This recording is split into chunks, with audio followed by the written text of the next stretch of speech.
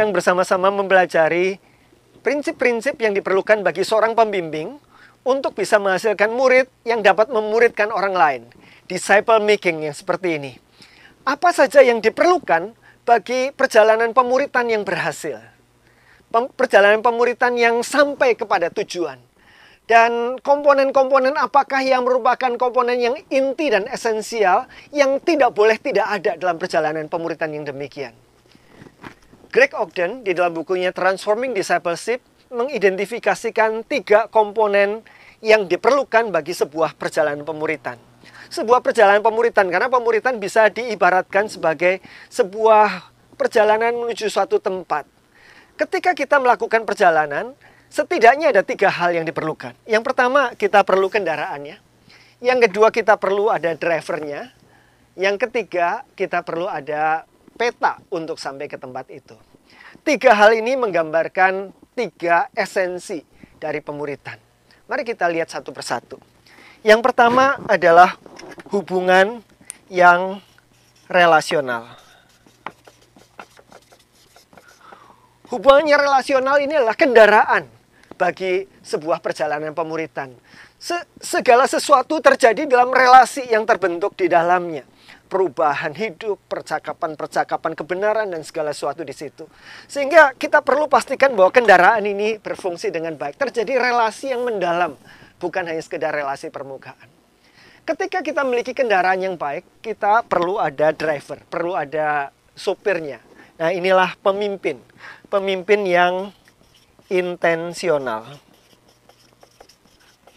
Pemimpin yang intensional artinya pemimpin yang punya komitmen untuk sampai kepada tujuan dan punya komitmen untuk sungguh-sungguh membawa seluruh komponen untuk melakukan perjalanan itu.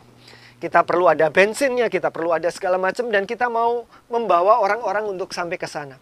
Dan intensionalitas ini di dalam level pemimpin adalah sesuatu yang sangat mutlak, sangat esensial.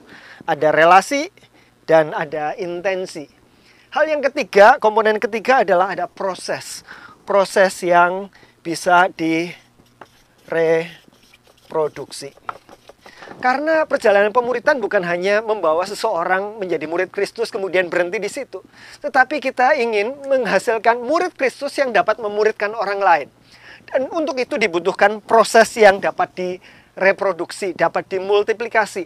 Orang itu bukan hanya diajar untuk bertumbuh, tetapi orang itu ditolong, diberi teladan, diberi penugasan untuk bisa menolong orang lain juga bertumbuh. Dia bukan hanya belajar bagaimana memiliki persekutuan pribadi dengan Tuhan, tetapi ketika kita muridkan, orang itu belajar, oh begitu caranya menolong orang lain memiliki persekutuan pribadi dengan Tuhan.